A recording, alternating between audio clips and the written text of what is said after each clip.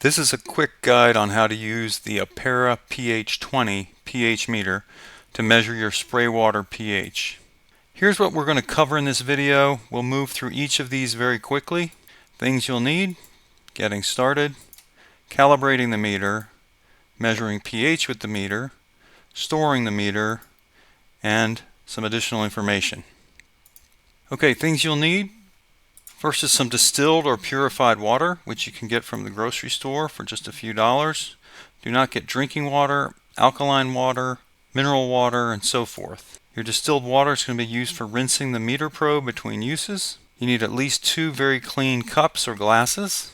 I recommend some paper towels, especially if you're working inside. And of course, the pH meter kit. It comes preloaded with charged batteries, but if you need them, it does take 4 AAAs.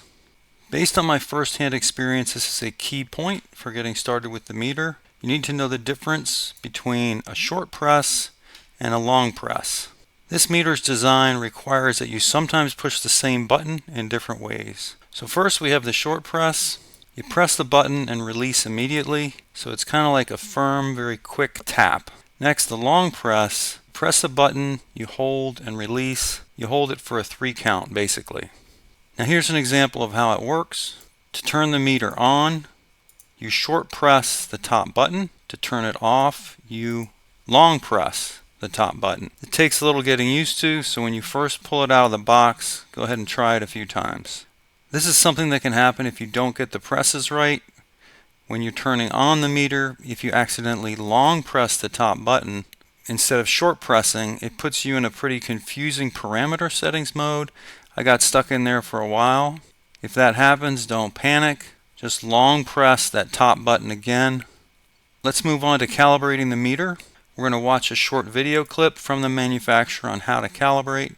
But before we do that, here's some key points to keep in mind. What they call pure water is our distilled or purified rinse water.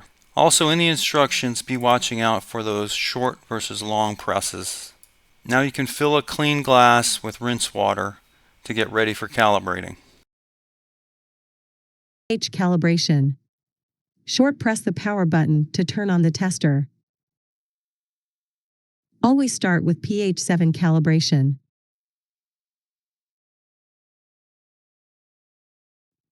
Rinse off the probe in pure water, shake off excess water.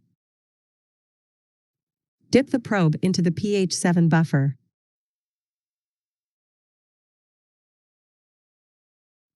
Long press cal button to enter calibration mode. Wait for the reading to fully stabilize.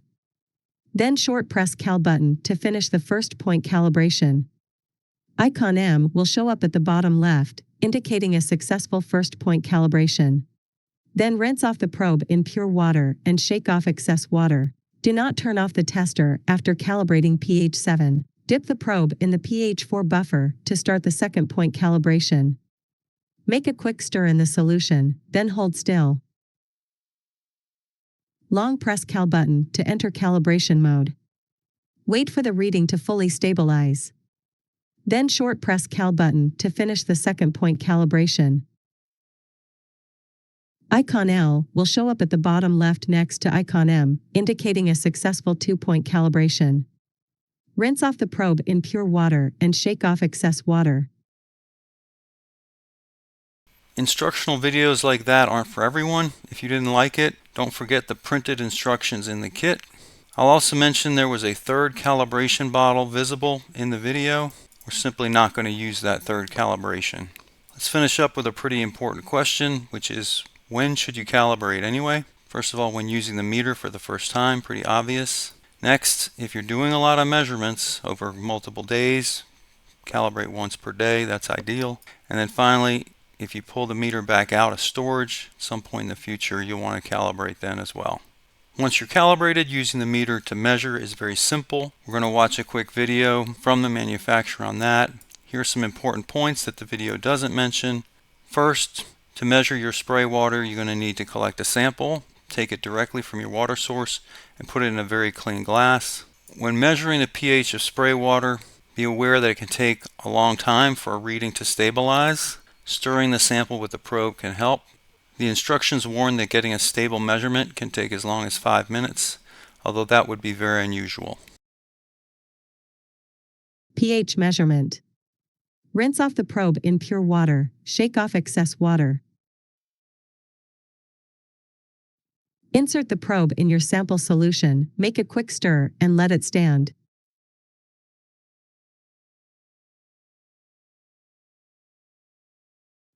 Get the reading as the measurement when it is fully stabilized.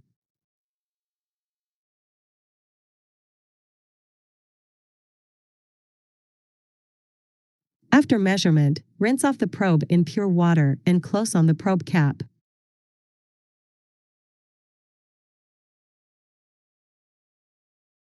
When you're done measuring, you need to store the meter.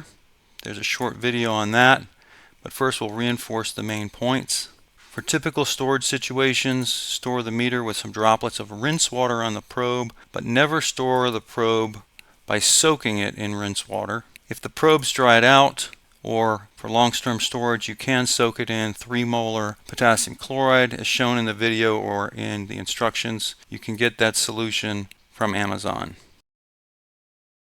Probe storage. For regular storage, just make sure there are a few water droplets inside the probe cap. Then close on the probe cap tightly, just so to maintain the humidity inside so the probe will not be dried out.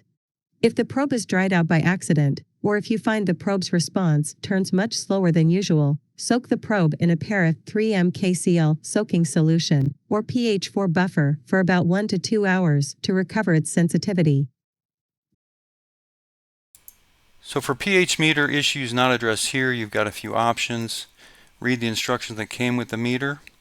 You can watch the manufacturer's full video, not just the clips, and we've got the link to that video below in our description box. And you can call your Virginia Seed Company's sales rep and we'll help you figure it out. For other spray water and technical questions, again, you can call us and see the description box below this video for more information.